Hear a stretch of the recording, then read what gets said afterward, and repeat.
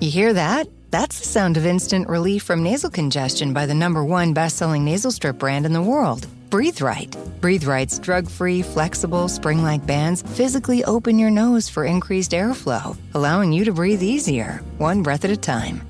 We may not be able to put the feeling of instant relief into words, but believe us, you'll be able to feel it. Try us for free today at breatheright.com.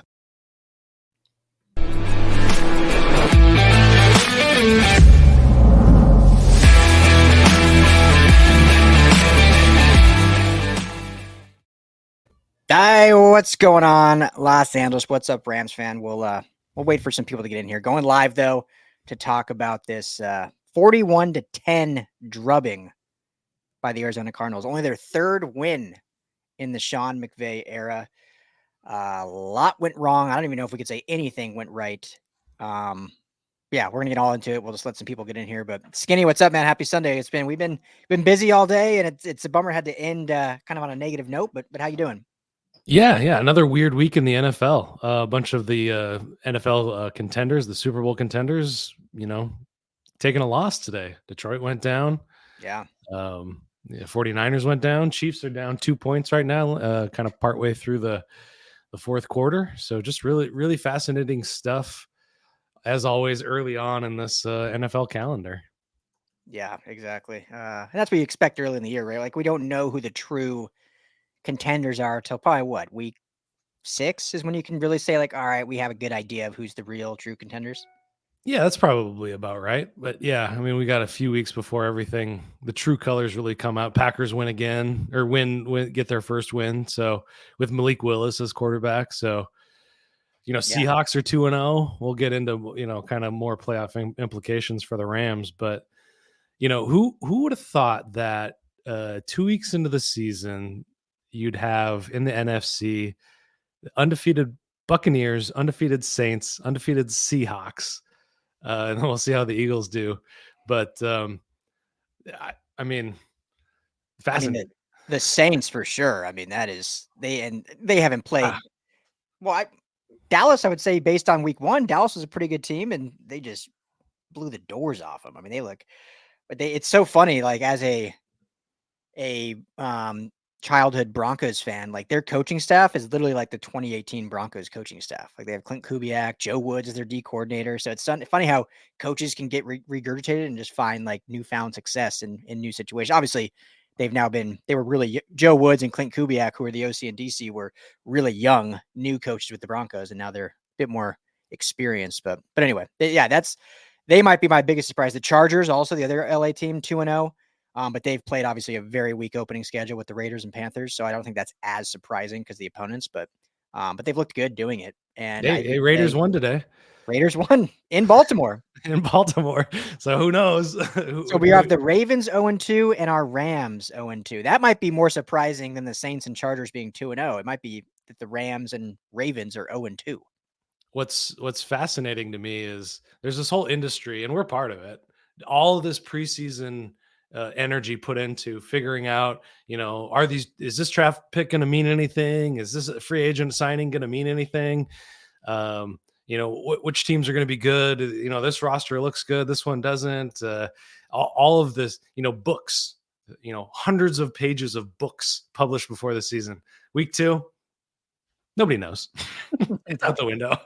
Nobody knows. I spent, $30-$40 on the FTN book, and, it's like, doesn't matter anymore. Yeah, unfortunately. Jordan Rodriguez just tweeted that Cooper Kupp is in a walking boot as he leaves the locker room. Okay. All right. Well, we got 50 people in here. I mean, that's probably a good place to start. Yeah, that's not ideal. I mean, we definitely did not joke, but we ominously said last week that, not even last week, I think it was during the preseason, like this is starting to feel like 2022. And boy, oh boy, is it ever. And we're only 2 weeks in. So, let's start with that. We'll get into the game and everyone get your questions in here. What's going on? What up, LA Rams? Thanks for coming, hanging out. What up, Coach Rowe? Hope you're enjoying your day. The only, well, I guess the Chargers too, but I was going to say the only LA team that's had a good weekend is the Trojans, and they were on a bye. But Trojans obviously played great and they won. So Yeah, we'll get into the game, but start with that. Just how this is like just a dumb question, but for discussion, how big of a deal is this Cooper Cup injury? Like, if he goes on IR, are we looking at just basically this is a year to get the rookies playing experience? Because no Puka Nacua, no Cooper Cup. The offensive line obviously banged up. Defense was we were the only ones, in my opinion, that I think really talked about the defense last week getting exposed a little bit. And boy, oh boy, did they ever today. You don't have Cooper Cup. I mean, is this even a 5-win team? I'll just start with that. Well, it really depends on when he comes back. But injuries on top of injuries is just a bad position to be in.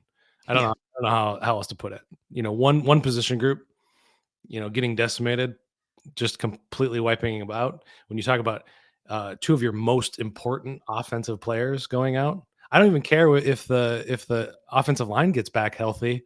If there's no Nacua and there's no Cooper Cup, given what Kyren Williams has done so far, this offense is not going to move without those two guys. I think Calvin's probably onto something there. We'll if they do trade for somebody or sign somebody or do something like that, we'll have a better understanding of exactly how severe these two injuries really are. Ian Rappaport, I believe, reported this morning that Puka Nacua is going to be out until November, possibly. We know Steve Avila is already going to be out till November. Yeah. So I predicted that Jordan Whittington would be a starter by the end of the year. I didn't think it would end up this way, but that prediction it looks like it's going to come true. Yeah. But yeah, I mean, they're the engines to this offense. And, both you and I predicted that they would go over their 8.5 win total. That was powered entirely behind the offense. We were saying this offense had to be top 5, top 10 at the very least, and this defense just had to be good enough to not lose them games. And right now, none of that's true. I mean, the offensive line is in shambles once again. They're not running the ball. Kyren Williams does not look like what he was last season when everything was going right. Mm-hmm. And now the passing game is in question. And you got Stafford out there thinking he can pick up a first down with his legs on a third down, looking like an old man out there for sure, stumbling his way to 2 yards short. So, it's there's not a lot of answers. There's not a lot of answers right now.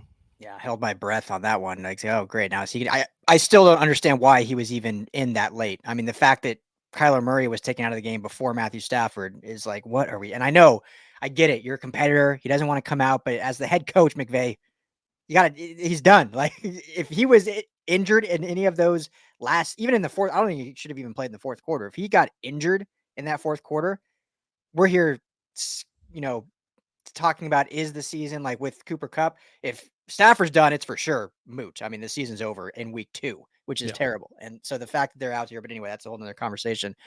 But no, it's again, this will be not a very probably positive live show. I don't think there's a lot we can spin. There's no really ways to spin this. And we've been trying to be very realistic with everyone. And, I don't want to be the I told you so game or pat ourselves in the back, but it was still just mind blowing to me how many Rams content creators and other people out there just glazed over these injuries last week and said this is still a contending football team when we saw what the Lions did against the run defense, especially in overtime. And we know the impact that these injuries would eventually have, especially when NFL teams get film on how these backups play.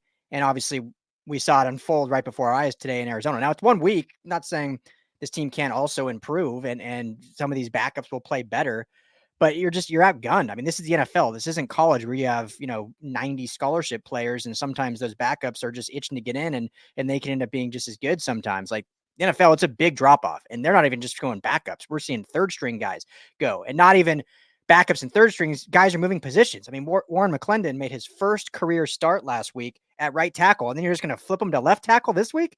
I mean, that's asking a lot for a backup player when we've heard linemen all the time say switching sides is like wiping your ass with a different hand. I mean, it's not just a simple thing of like, okay, I'm just moving from right to left. Like, it's a big deal, and you need an offseason, and you're going to do that in 1 week after a guy made his first actual start, not Rob Havenstein, who's a vet.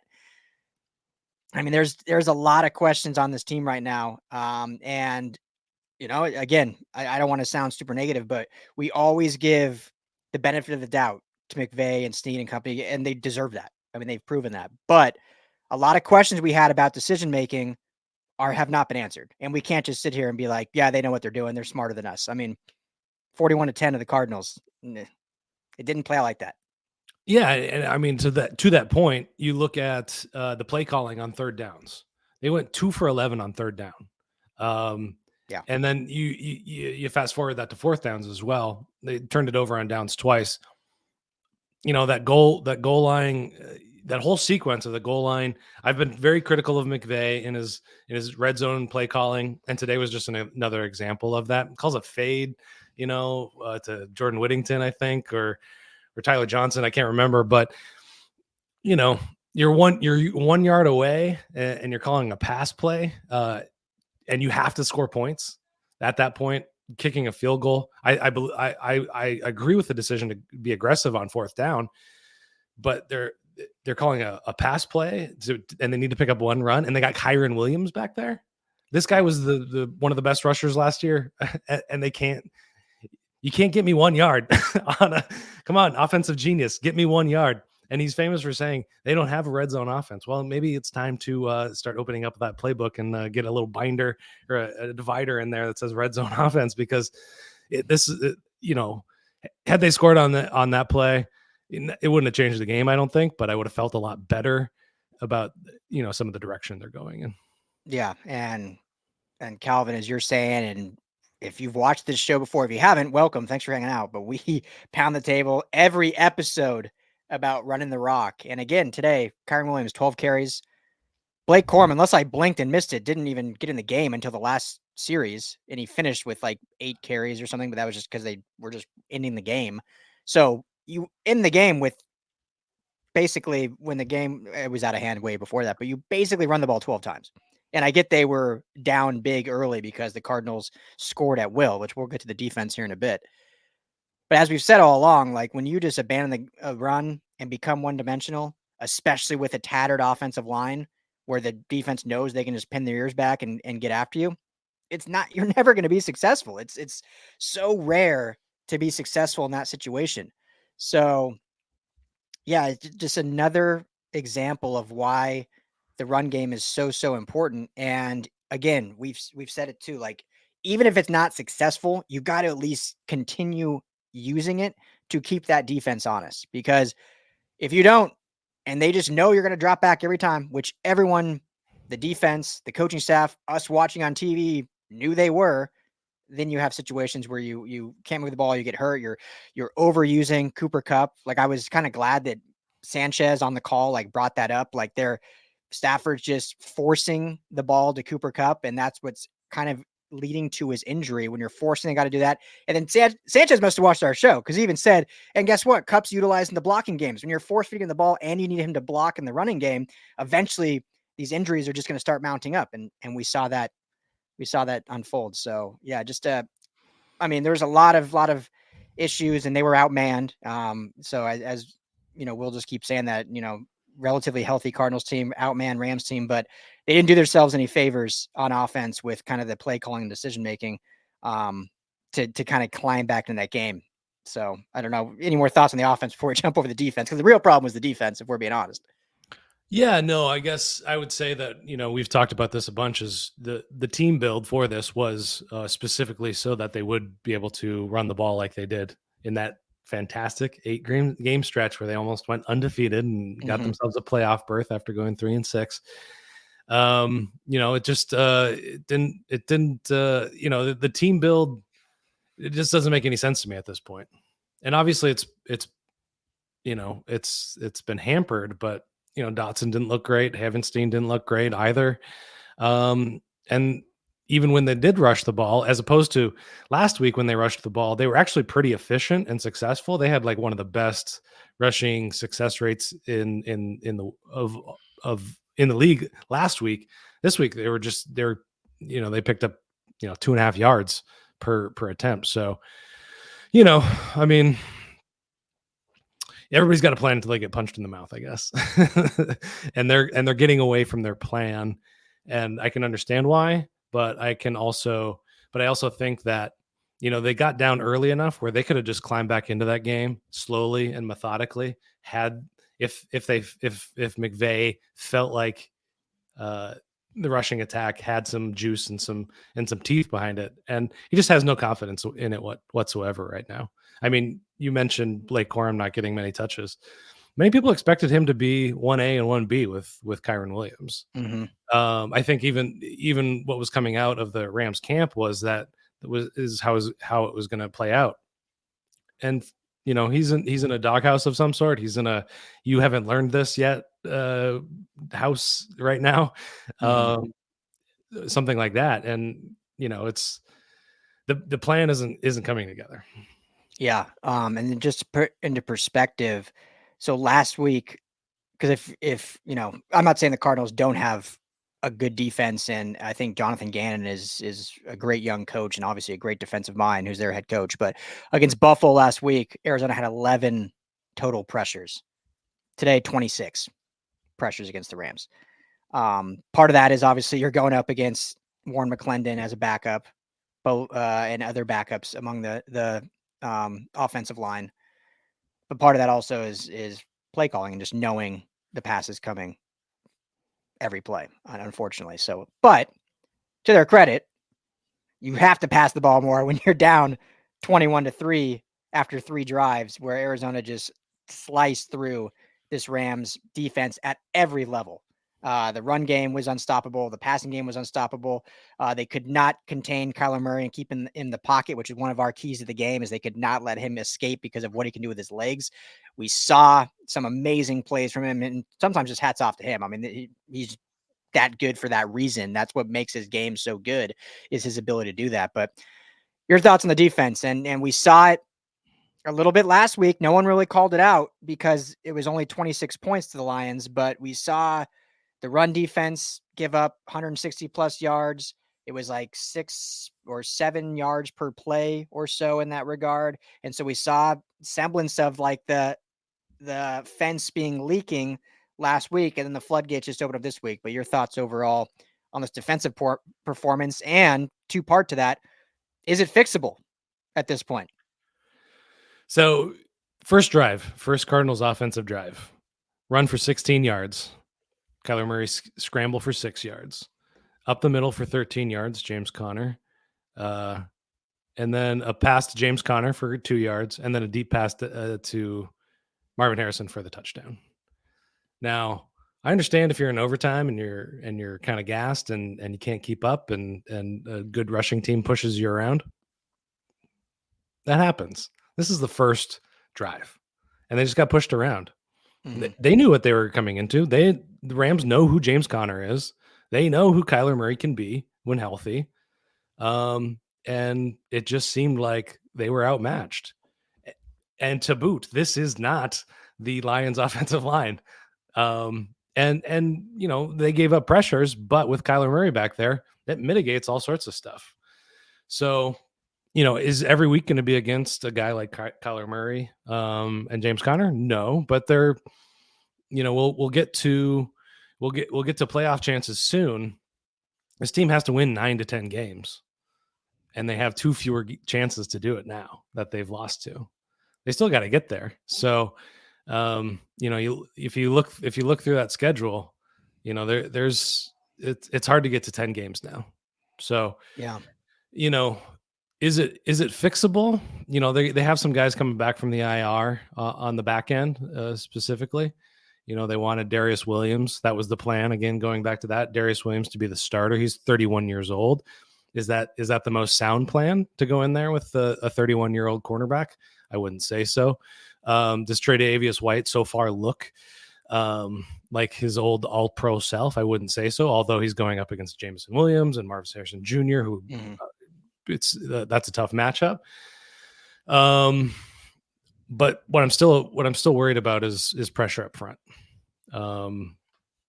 They did okay. They did a better job this week than last week, but it didn't affect the game, and that's where the secondary really got exposed. So if they're able to get to the quarterback more and affect the quarterback more, I think they have a chance. But again, you go through that schedule, and now there's more and more quarterbacks that are mobile guys. I mean, Brock Purdy isn't Kyler Murray, but he can get out of there. I mean, if not Patrick Willis, whoever's playing quarterback for Green Malik Bay. Willis, yeah. Malik Willis, both Malik Willis and Jordan Love are highly mobile. Yeah. So, and obviously Caleb Williams in between there. Caleb Williams, yeah, for sure. So there's, given their schedule, that's tough. I mean, even Gardner Minshew, he's better when he's outside the pocket. So fixable is a tougher one to answer because they've gotten rid of some guys. I think a guy like Ernest Jones probably could have helped in this kind of game. Yep. Not to stick a finger in a sore wound right now, but he would have been a guy that could have. The missed tackles in this game were egregious. Yeah. On Connor, on Kyler Williams as well. So 19 missed tackles per PFF. Jeez Louise. 19 missed tackles. Yeah.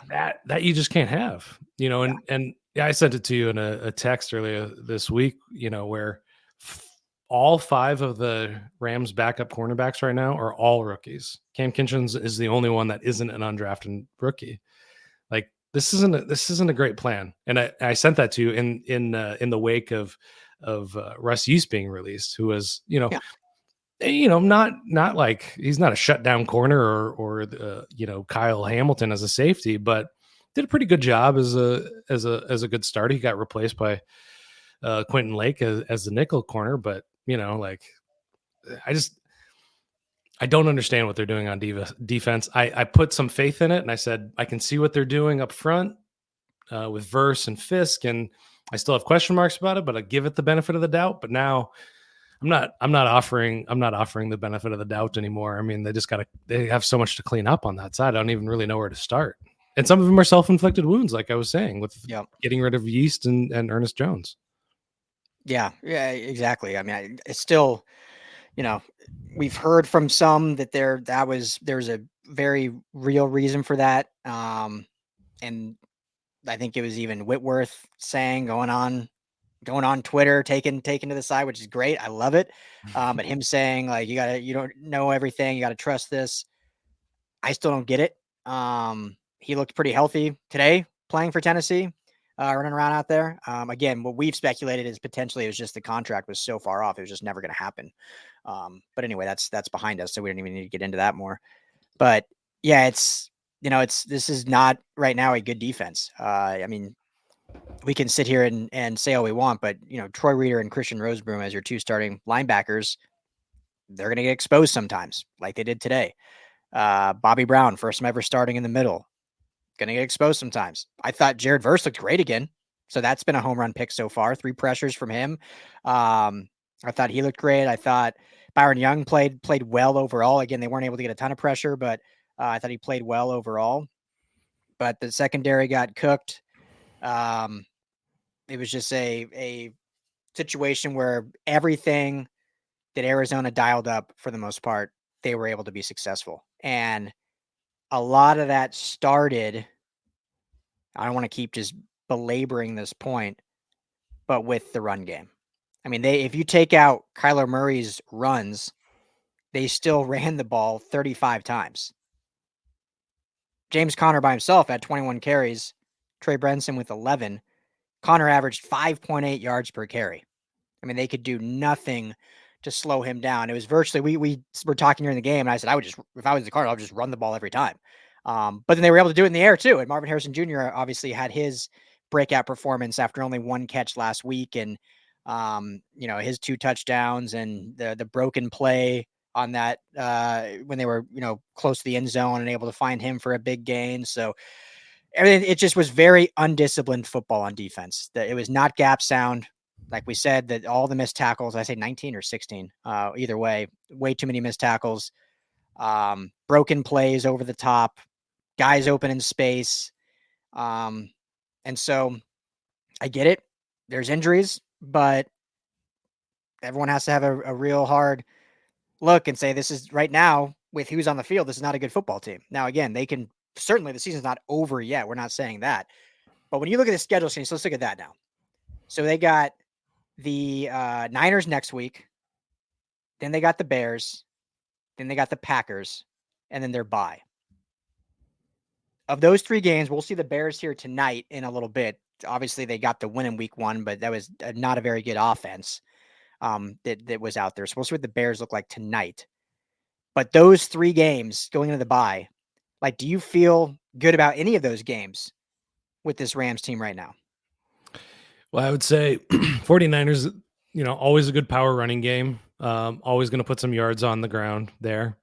I don't want to chalk that up as a loss, but that's where we are right now. So I'll just say L. Bears with a highly mobile quarterback that works outside of the pocket and works really well outside of structure. Don't love that. I don't love that. And a good defense as well. Packers, I still have no idea what to think about. If Love is back by then, I'm going to call that one an L as well. So potentially, I don't know what else to say. I think the Packers is probably the best. Is probably the most winnable game. I think the Bears is also a winnable game, but this defense has just got to play a lot better, and I'll have a better sense of Caleb after he's got one game in the league so far. So I haven't made up my mind on him. Preseason games, he's looked pretty phenomenal, but that's a whole different story. So what say you? Yeah, Niners going to be hard. I know they lost today in Minnesota. I think Minnesota is a really underrated team. Great coach. Obviously, the Rams dearly miss Kevin O'Connell, and he rightfully so as a head coach in this league, and proving why with his quarterback resurgence of, what Kirk looked like in his system, how Kirk has looked so far with Atlanta, obviously only 1 game in, but how they had some success with backups last year, and obviously Sam Darnold through 2 games looking good. And I think that defense with their coordinator, Brian Flores, is a really good defense. So Niners are obviously beatable. Rams, it's a rivalry game, so no matter what, but seeing where this run defense is and seeing what the Niners were able to do against the Jets week 1, they should run for 225 yards against this defense. There's if Kyle Shanahan actually commits to the run, which we know, I talk about all the time how he'll abandon the run too, just like McVay will, and decide to throw it with Brock Purdy when the run's working. So maybe we'll get lucky and that's what they'll do. But if he runs the football, I find it really hard to see this current iteration of the Rams defense being the Niners. The Bears, I can't even assess yet. We'll see after tonight. But it's a great defense in the Bears. If Kupp is out for these next 2 weeks, so no Puka Nacua, no Kupp, it's still going to be tough sledding for this patched up offensive line and this offense. I think the Rams defense might have a better go against their offense, but again, Caleb Williams is great off script. And so it'll look a lot like what Kyler Murray did if they watch that tape. And the Packers, a lot hinges on Jordan Love, but without Jordan Love, they still got to win today. I don't think the Colts are a very good team. The Rams obviously have the potential to be better, but they won an NFL game with their backup quarterback. So that's, I'll just say this. The Rams are a team that can absolutely, Calvin, I don't know if you were being sarcastic or not, but they could rattle 3 wins off. If any team can, I think they're one that has that potential, but we know all the guys on IR are still going to be out for the next, at least the next 2 weeks for sure. So that means Darius Williams, at least the next 2 weeks, because he's still on IR. So you're not getting any of these guys back on IR against the Niners or Bears. Potentially you could get a couple back or one back for that Packers game. But if Kupp goes on the IR now, we know Puka Nacua, they're saying November, Steve Avila, November. So they're going to be shorthanded. I would not be shocked if this team's 0-5 in the bye. And then 0-5 is very different than 3-6, like last year when they went in the bye. You go 0-5, you basically can lose 1 more game the rest of the season, maybe 2. Well, probably 2, because you can go 10-7, and I think make the playoffs with 10 wins. So you basically have 2 games to lose the rest of the stretch after the bye. That is asking a lot, especially when even after the bye, you're looking at potentially 1, 2, 3 or 4 more games without Nacua and Avila, because everyone's saying potentially early to mid-November. So it's gonna be tough sledding. Now it's early and this team can do a lot, but it's not with the injuries mounting. It's not looking great. Jimmy Garoppolo will be back next week, though. Hey, his suspension. And Alaric Jackson will be back next week. So there you go. That's some positive news. Yeah, maybe they'll try something different. Put Garoppolo in there, see how that goes out. The official injury was a ankle injury. Not much more than that. He's in a walking boot. Is all the news that we've heard so far. But I just got to get rid of that. Yeah, it's so I was looking into it. They have about a 10% chance of making the playoffs after having gone to 0-2 right now. And what's that percentage again? 10. Well, between 8 and 11 is what I saw. So depending on that's crazy. 0-2, 10% chance to make the playoffs. That's nuts. Yeah, and in the NFC, I think 9 wins could probably get it done. Probably 10 is going to feel a lot better. And there's a lot of time left in the season, but there's some juggernauts left on the schedule. We'll see what the Seahawks is. That's 2 more games. 2 games against the Niners, game against the Jets, the Saints, the Eagles. The Patriots are looking good, goodish, I guess. And the Vikings. It's a weird year. Yeah. It's so hard to talk about it just because we have 2022 so firmly in our memories, and some of us tried to move on from that memory because 2023 was such a refreshing change. Yeah. Where everything looked different and the plan looked different. And it manifested in a way that made this team look awesome. But progression is not a linear scale. It's not like teams just get better and better on an upward trajectory game in and game out. This is basically a whole new team. And you got to start thinking about Aaron Donald too. People didn't really want to talk about what the effect was going to be to not have the greatest defensive player of all time on the roster. It turns out it's true. People didn't want to think about all of these rookies that are in starting roles, rookies and second years starting roles on the defensive line. One of the main offenders when it comes to the missed tackles was Jared Verse and Braden Fisk. They combined for 6 of those missed tackles. Kobe Turner added another 2 there. Byron Young, not an offender in that list, but those are rookie mistakes. Those are mistakes of guys going, this worked in college, but James Conner isn't a college back. He's a pro. Yeah. Yeah. Christian Roseroom led the team with 4 missed tackles, which is, hard to have your starting linebacker leading the team in missed tackles. I'm gonna find out how many Ernest Jones missed this week. Go ahead. Yeah, right. I don't know if we want to see that, but yeah, I mean, I think what's most frustrating is that I think last year, what was most refreshing, besides just kind of the youth and exuberance, and obviously McVay found a new refreshing take on coaching, but it seemed this team really kind of built an identity last year. Yeah. And they built they've always had a culture. I've never questioned that, but they really built an identity of who they were as a team. And they continued that building somewhat. Again, we didn't agree with all the moves, but in the off season that specifically on the offensive line and the offense, that this was going to be, a more gritty pound for pound team, run the football, take some of the pressure off Matthew Stafford. Defensively, we didn't fully understand it with some of the moves they made. And our biggest thing the entire free agency period is like, why are they not adding anyone in the front 7? We know they did some back end stuff. And then obviously they had a really good draft. And I still believe they had a good draft, but we just thought they needed a little more veteran presence on the defensive line. But we seemingly thought they had an identity coming into the season. And through 2 weeks, I have no idea what the identity of this football team is. And I get you have to attribute some of that to injuries. You're going to change a little bit when you have the mass injuries they've had. But you have to have some semblance of kind of what you want to do. And if you're not getting the right backups to match that, obviously there's going to be a drop off, but you have to have a semblance of kind of your whole roster, all 53 players, so you can keep within that identity. And this, again, you mentioned it earlier in the stream, Blake Corum was seen as a huge part of this offense. Didn't see him at all last week. And then McVay comes out and says, yeah, once we have those injuries, we just kind of to throw the game plan out. Sure, I get that. He's a rookie. Don't throw him in that. This week, though, you knew what you had at your disposal. We still didn't see him till the end of the game. We didn't see Ronnie Rivers at all. And so, I know they were starting to pass the ball off because they were down early, but my point is, it's just, what is this team's identity? And now going into week 3 against the San Francisco 49ers, what identity will they try to establish, or will they establish one? Because there has to be an identity of a football team for you to start building that success.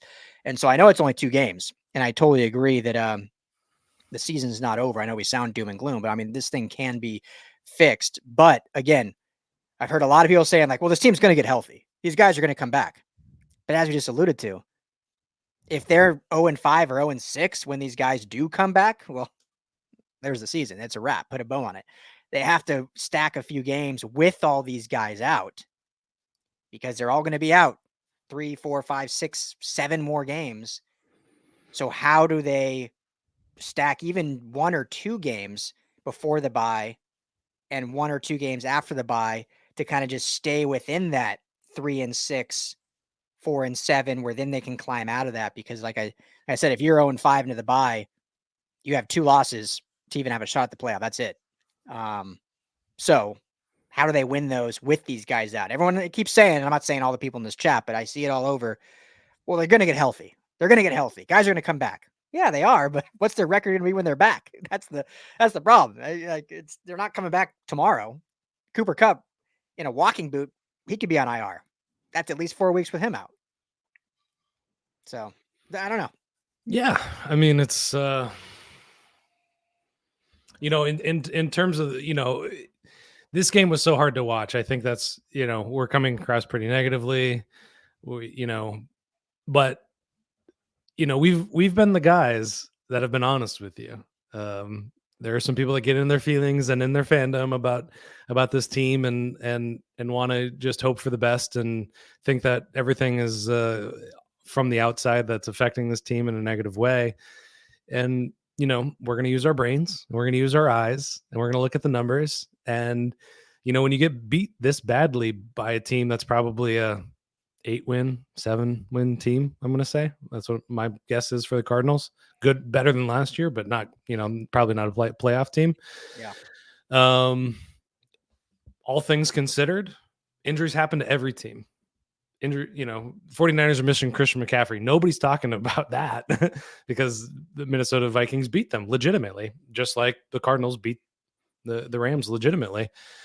And you got to come up with answers. And, like I was saying about, they knew who James Conner was. They knew who Kyler Murray is. You got to come in prepared for those things. I mean, Sean McVay knows who's down on this team. He knows who he's got in the backfield. And I'm not an established run guy. I'm not we need to hit this many rushes a game to win the game. But, if your offensive line is decimated, Coach Rowe told us this as a person that coaches defensive line, as a person that played defensive line at USC at a high level. You got to come in with a different game plan than just passing the ball. And I know that you got behind the 8 ball with those early touchdowns, but there was still plenty of time that you can assert your identity as a rushing team. And that's what their identity was last year. That was the plan heading into this year. Jonah Jackson, super expensive. Left guard, center, we'll find out. Kevin Dotson, super expensive. Rob Havenstein, another expensive guy, but third most expensive offensive line in the league, and you're not running behind it. You're not pushing guys around. You're not asserting your will on Dennis Gardeck. Look at the Cardinals defense. Justin Jones, Roy Lopez, anyone? Roy Lopez, you got Xavier Collins and Kaiser White, and Buda Baker had a fantastic game. Then you got Jalen Thompson, Starling Thompson the fifth. Anybody? Garrett Williams. These are not household names. Yeah. Yeah. This is the Rams defense of last year. This is what people were saying about the Rams defense last year. And unfortunately, they got out schemed and they got outplayed. I mean, Buda Baker on that one of the first third downs where he willed Cooper Kupp to not get that first down. That really set the tone early on of what this Cardinals defense is all about, and just how much oomph the Rams feel like they have behind their offense. Sean McVay does not believe in this running game right now. He's not going to run the ball. He's not going to change his stripes at this point. He came into the league. He came into the league as a head coach, as a passing guy, high flying guy, and he's reverting back to that, even though he built the team to do something different. And it's just frustrating because I want good things for you people. I want you to see this team do well. I want this team to do well. Yeah, we all do. It's better for the network when they do well, right? Yeah. Better for all of us, and hey, it's better for the city of LA when the Rams are good. Which hopefully they can turn things around. Let's get two more things to address, and then we can wrap this thing up. Keep loving everyone in here. Thanks so much for hanging out. I know a lot of people conversing. That's awesome. Drop questions if you have them. But when we look at the defense and Chris Shula specifically, in your opinion, and we haven't dove into like the tape or looked at a ton, just from we've watched the two games, does it seem like Chris Shula is in over his head, or more the Rams are just outmatched and out talented and don't have a veteran leader on that defensive side of the ball? I mean, they say at every level, right? Like the best teams have leadership from they're player led, like coaches coach, but the players lead the team. And the Rams, I would say for sure on defense right now, don't have that. I mean, obviously Aaron Donald retired. They traded Ernest Jones, who was kind of the soul of the defense. So in your mind, does it seem like Chris Shula's a little over his head, or more just the defense is outmatched and they just don't have the leadership from the players' perspective? Yeah. What we saw in training camp and then kind of in the preseason was, the defense playing a lot more, with their hair on fire. And that's what I expected coming into the season. And it turns out, that kind of spirit seemed like it was just the backup spirit, apparently. And that comes down on Chris Shula. And I think that, when I first saw the hire, I thought Liam Cohen. Mm-hmm. Now Liam Cohen's doing a great job in his new job, looking good with the Bucks.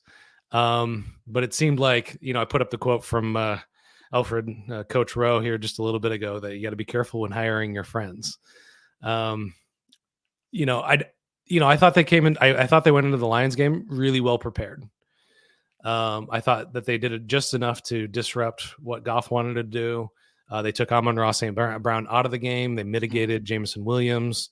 And the Lions got away from the rush a bit, but I thought they did an admirable job. I'll put it that way.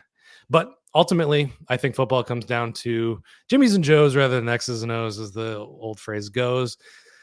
And a lot of rookies, a lot of undrafted free agents. Go check out our depth chart. We've got them all color coded. There's a lot of different colors on there, and a lot of question marks as free agents as well. We came in saying, is Tre'Davious White going to be healthy? Is Darius Williams still the Darius Williams that we knew in 2021? And then last year, he had this phenomenal statistical year, but it wasn't resigned by the team that he had that with. Mm-hmm. That's a weird question mark. And then the Ernest Jones thing. I mean, Ernest Jones is greater than Christian Roseboom, Troy Reader. Regardless how you feel about those guys, he's a better linebacker, period, hands down. I just don't know it. I don't know it. Pay him. He's a linebacker. Put him on a 1-year contract, give him what he wants, or don't pay him. He was under contract this year. Just let him play this year at least. Yeah, that's what I would get. Like, sure, don't pay him. He can play the rest of this year and then go free agency next year. And not an Omar Spates sighting to hang your hat on whatsoever. So, I it's hard. It's hard to say exactly where it starts and where it ends, because there's problems both from the coaching and from the players. Quentin Lake not really making a big difference in this game. I didn't see him make significant mistakes, I don't think, but Cam Kinchins with a couple of missed tackles and a couple of missed opportunities. Not Cam Kinchins, Cam Curl. Curl, yeah. And to get outdone by a lesser opponent, that's just unacceptable. I mean, I'm not trying to be doom and gloom. I'm looking at this game with my eyes, using my brain, looking at the numbers and saying, so you got to chalk it up to coaching at that point, because they came in with the wrong game plan. Yeah. Specifically. Yeah, clearly. And Arizona was able to exploit every weakness the Rams had on both sides of the ball. They basically knew the injuries and the deficiencies that the Rams had and went right after him. And they exploited him and looked absolutely dominant. So, yeah, I at this point, I'm not going to be too out on Shula yet. It's only 2 games, first time coordinator. Obviously, he's going to have to do things better too, and schematically do things to put the guys he has in place. Again, I agree with you. Like, it would be nice at this point to see Omar Spates at least in some semblance of a rotation or whatnot. But at this point, I think it's just that the talent level is just such a severe drop off. Especially, it was going to be a drop off if everyone was healthy. I mean, we were saying that all offseason. Like, yeah, we like some of the moves they made, but this isn't the defense with Aaron Donald and Jalen Ramsey and some of these high profile Von Miller, like some of these Leonard Floyd. This isn't that defense anymore. It's a very young defense. We love what they've done in the draft the last 2 years, so we're not taking anything away from that. But just it's a talent deficient defense with a first time coordinator. So we knew there'd be growing pains. But when you're giving up gashing yards on the ground like that, and then your offense is not doing any running or not having an identity of what we thought, it's going to be hard to win football games. So, we'll see what they do this week with the Niners coming to town. Always a fun game regardless. We'll have a full week of coverage on it for sure. But yeah, it's going to be interesting to see what they do, because as much as I respect James Conner and know he's a great back, and they showed the stat since week 13 of last year, he has the most yards from scrimmage right after Christian McCaffrey. So, I mean, a super talented, good back. And McCaffrey will be out, which is a big win for this Rams team, because, never wondered for someone's injury, but he got put on the IR just yesterday or Friday. So no McCaffrey, but we know that the Niners want to run the football, and we'll get to that later in the week. But going to have to find a way to mitigate that. And if that means loading the box, well, then hopefully they won't get exposed on the back end on the passing game. So, I mean, it's going to be a tough call for what they have to do, but we'll see. So last question I have, and then you can ask more, or we can just wrap it up. Is this, we brought it up last live, but seeing the amount of injuries this year and in 22, is this becoming a thing where the Rams, and I don't want to put it on the strength and conditioning coach, but do they just practice too soft? And we talked about that before, and you see the teams like the Lions, and I can't think of all off the top of my head, but there are teams for sure that specifically in training camp, once you're in season, it's a little different, but in training camp actually practice like old school football, hitting, tackling. They play starters here and there in the preseason. And the Rams have been known to obviously not play starters, but they practice very soft, right? Like they're not hit half the time. They're not even wearing pads. Yeah. How many practices have we been to where it's an install day? So they don't even throw the football. It's not even like they're throwing it. They're just like mentally going through reps. At some point, like injuries a lot can be bad luck, but I truly believe that it also comes down to preparation and off the field endurance, lifting, practice aware, all this stuff. I think there's a real correlation to the teams that are very injured, besides, and not to even mention the actual players you target in the draft and in free agency, what their injury history is. Do you think that's a real issue? Like, are they needing to take a hard look in the mirror and say, all right, we got to, obviously it's too late now, going into the next season. Do we need to change the way we actually practice? And I'm sure if I were to ever ask McVay that, he would laugh at me and he'd be very respectful, but I'm sure he'd laugh at me. But I think it's a real question. It's a hard one to answer, because there's years where they're the healthiest team in the league, by, games lost and all of those excellent statistics that are provided out there. And then sometimes it just all comes collapsing down. And most people really don't know this, but I run most mornings, and I often find my mind drifting towards what causes, is it just luck? Are injuries just luck, or is there, obviously there's, strength and conditioning, nutrition, and all sorts of factors that go into it. But sometimes there's just freak things that happen. But, today I was thinking about it, with all these injuries coming down, and, there's not a lot of ways to, Trent Williams was on a pregame interview that I had on the TV, and he was talking about coming back from injuries. And well, he missed, this was what it was. He missed the entire preseason because he was in a contract dispute with the 49ers. And they asked him about that first game against the Jets. And he was like, there's no way to get into football shape without playing football. Yeah. So to your point, getting your guys in there for, especially your rookies, getting those guys in there for, 2, 3, a quarter worth of, or a half worth of action in a preseason, you're going to get into better football shape. Now it changes all at the, at the beginning of the season. I get it.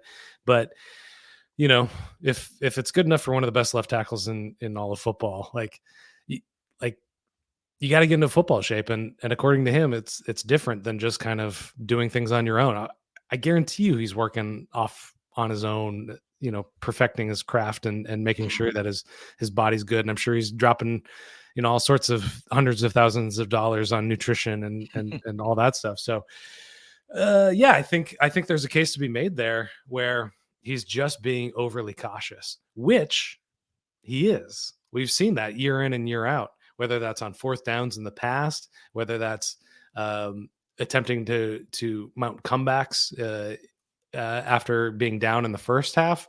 McVay has a tendency to be a more conservative coach than, let's say, a Dan Campbell, just from game management stuff. But I think he's just being super conservative, and he's not budging from it, which is another McVay trait of being just super stubborn about certain things, just thinking you have to throw the ball instead of establishing your identity as a power rushing team.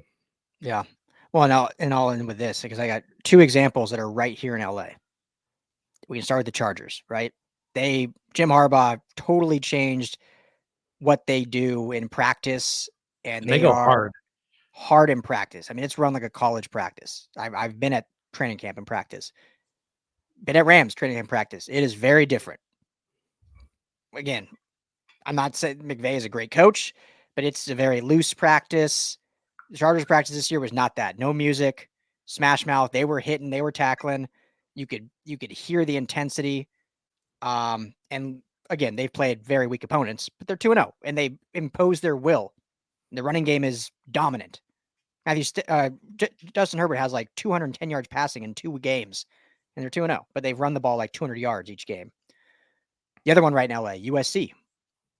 USC's practices the last 2 years, from what we've heard, we can't watch all practice. I'm at every practice, but we can't watch them. We're a little softer. Guys got banged up. The defense, obviously, historically bad defense. This year, Lincoln Riley changed a ton in that program, obviously brought in an entire new defensive staff. They practice like they play the games now. More physical. And guess what? It's translated to the games. They are a physical team. They bullied LSU, an SEC team. They bullied Utah State. It matters how you practice. And I think that's a real thing that the Rams may need to address. Again, it's too late now. You can get to that now going into week 3, but it might be one of those things that they have to address looking forward. That's all I got. Any positive you can give us while to end it? Positives, huh? I mean, I think Jared Verse is looking like a real player. I've been really encouraged by his play. Yeah, I agree. Yeah, that's sorry. I wish I had more. There's lots of discussion happening in our comments section right now. Some interesting ones I want to throw out here. People are talking McVay retirement. People are talking trading Stafford. People are talking picking up 1 or 2 wide receivers. I've seen both. Yep. Any thoughts on any of that? Yeah, well, I don't want to talk retirement yet. Let's get through some more weeks here, and we'll figure out that. I think it's a long season; things can turn around. McVay and Stafford both are the ultimate competitors, and it's kind of like golf, right? You get that one birdie on 18, even if you shot 110, but you're ready to get back out on the course. That birdie wakes you up. So they get string a couple good plays together, string a couple games. I think they'll be rejuvenated and to be fine. But going after another receivers, I think is almost necessary at this point. I mean, if Cup does end up having to go on the IR or even out the IR, but misses a week or two, I mean, they're go from being one of the best wide receiver rooms in football to one of the worst. And that's no disrespect to Robinson or Whittington or Tutu or any of the other guys, but they're not wide receiver 1 or 2, and you're starting already behind because your top 2 guys are out. So I don't know if they would do it by trade. I think there's some guys out there we can maybe look at that for tomorrow's show. Maybe that's what kind of will be our theme, is like, how can they kind of rebuild this injury riddled roster? But yeah, I definitely think that they will need to add someone. Yeah, I think we'll find out once we know Cooper Cup's actual status and severity of the injury. But a walking boot is never a good sign. I was at Rams training camp, spring OTAs, when Kyron Williams came out in a walking boot, and it was like that took all summer and into the year almost. Exactly. So, well, let's wrap it up with that. Rams fall 41-10, start 0-2 on the season. A lot to be fixed, a lot to look towards this team, and hopefully there's some questions we can get answered over the next few weeks. But we'll be back all week covering this team. Thank you, everyone, for hanging out with us. This was fun. I had a lot of people in here, and I know it doesn't feel great with this loss, but hey, we'll see what this team does. It's a team that is resilient, but there's just a lot of things that need to be addressed, and obviously injuries are one of those. So, but thank you all for Skinny T. I'm Ryan Dyrud. Everyone, enjoy the rest of your Sunday. We'll be back early in the week, and make sure to check out LAFBnetwork.com for all of your Rams coverage. That's our podcast. All of our written work, social work is all there. So LAFBnetwork.com. Rams LAFB is the YouTube. If you're watching on Twitter, if you would jump over to Rams LAFB and subscribe, that'd be a huge thank you from us. We certainly appreciate it.